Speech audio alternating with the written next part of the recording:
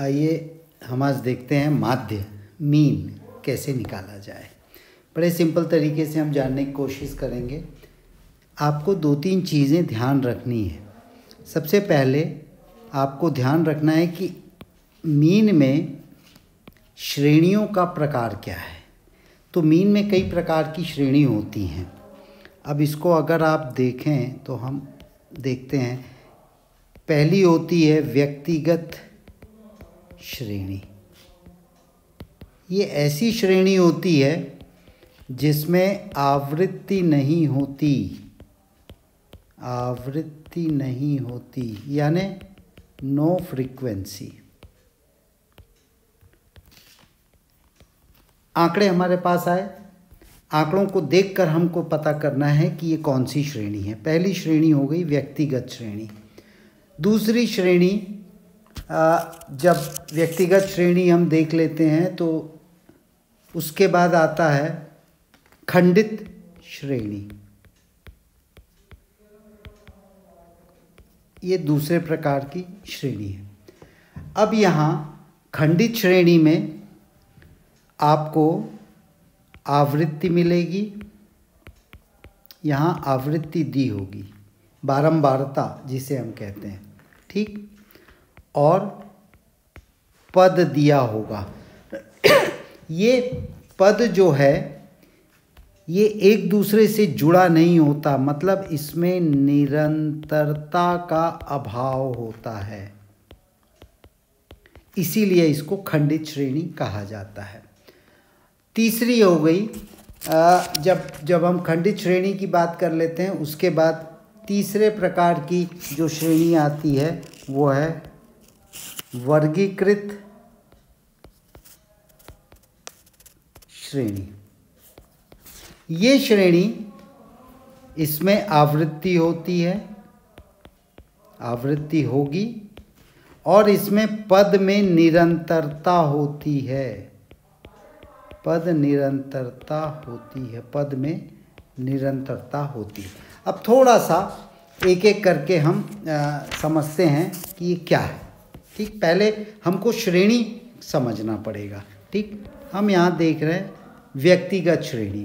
व्यक्तिगत श्रेणी दिया है, मान लीजिए एक सवाल है कि 5 व्यक्तियों की मासिक आय निम्न है। थोड़ा सा समझिएगा, 5 व्यक्ति की मासिक आय दिया हुआ है।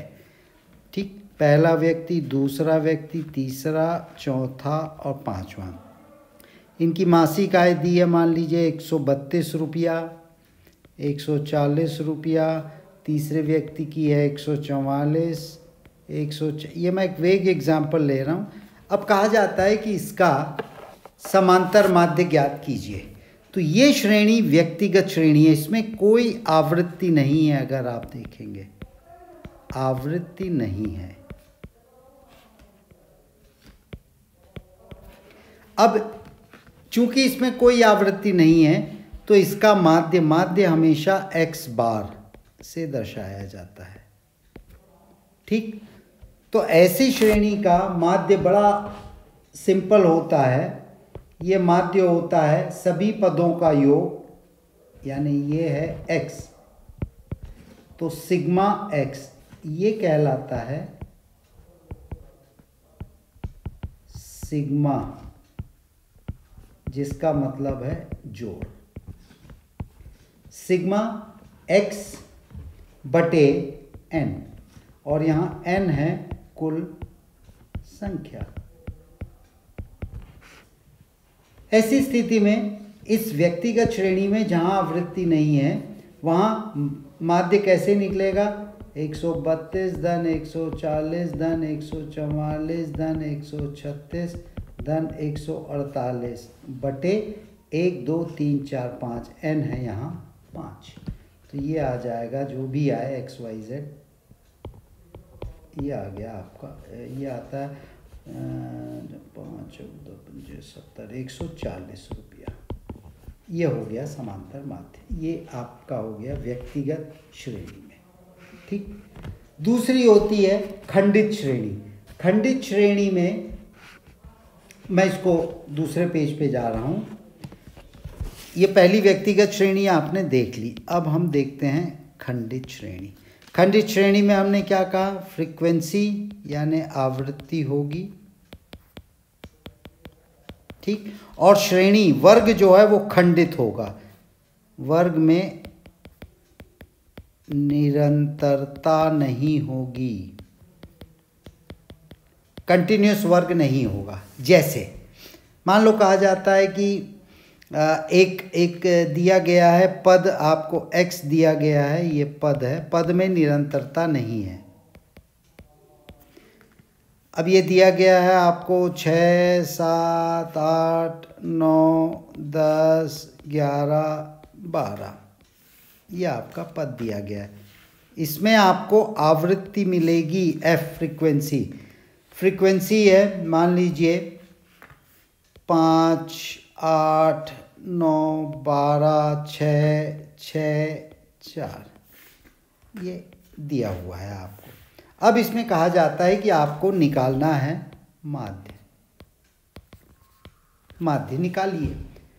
ये श्रेणी खंडित है। खंडित यानी यहाँ बारंबारता नहीं, ये 6 पे क्लोज हो जा रहा है पद और यहाँ 7 पे शुरू हो रहा है, तो यहाँ पर ये खंडित टूट गया है, क्रम टूट गया है, लेकिन इसके साथ आवृत्ति दी हुई है, ठीक।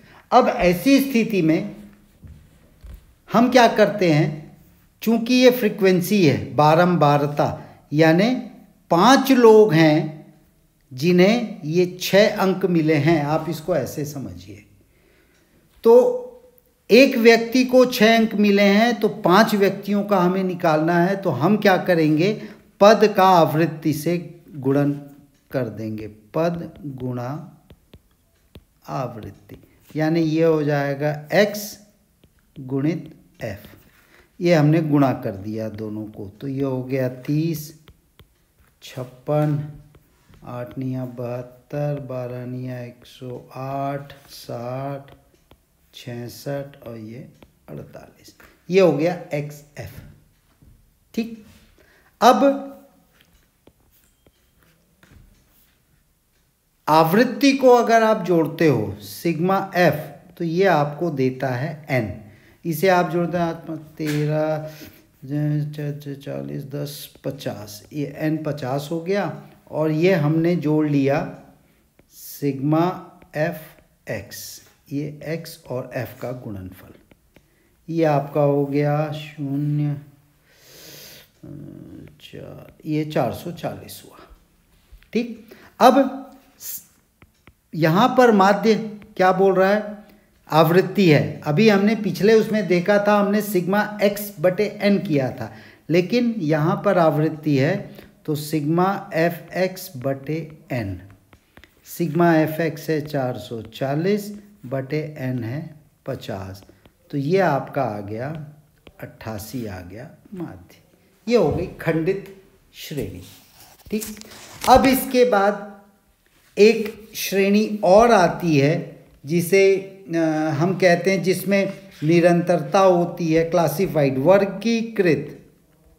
वर्गीकृत श्रेणी। ये श्रेणी क्या है, इसमें एग्जाम्पल मैं ले रहा हूं, ये वर्ग है 0 से 10, 10 से 20, 20 से 30, 30 से 40। आवृत्ति भी रहती है, आवृत्ति है 5, 5, 10, 10। अब यहाँ पे आप देखिए वर्गीकृत में ये खंडित नहीं है, 0 से 10 और यहीं पे ये 10 से स्टार्ट हो रहा है, यानी ये एक दूसरे से वर्ग या पद जुड़े होते हैं, इनमें निरंतरता होती है। ऐसी स्थिति में हमें ये 0 से 10 है, यानी 5 व्यक्तियों को 0 से 10 अंक के बराबर प्राप्त हुए हैं अंक। तो हमें ये देखना है कि औसतन एक व्यक्ति को कितने अंक प्राप्त हुए हैं। तो इसका हम यहाँ पे निकाल लेते हैं मध्यमान, मिड वैल्यू, ये MV होता है मिड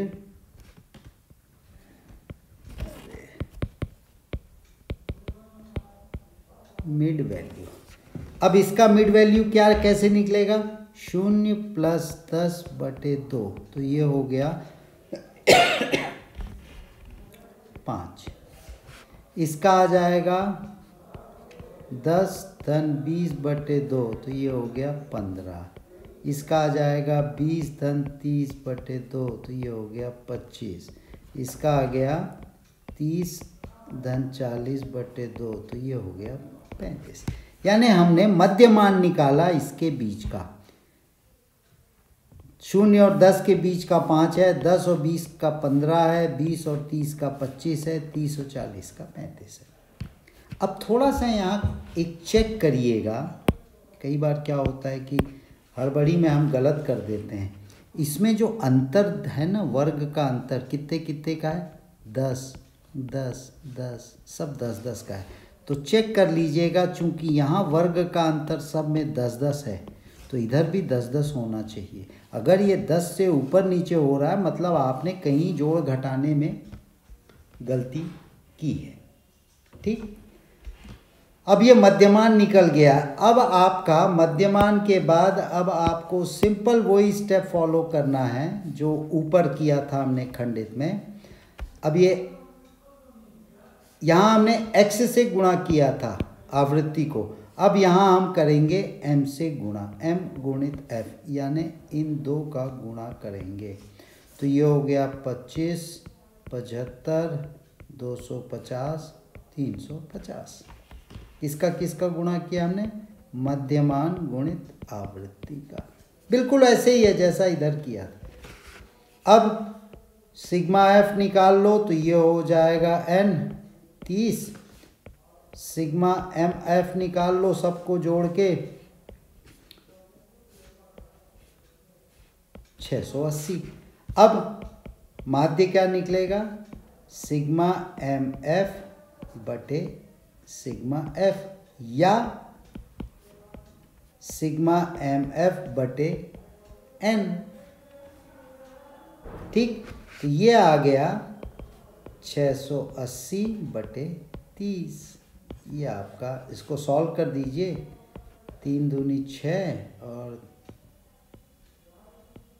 ये आपका हो गया माध्य।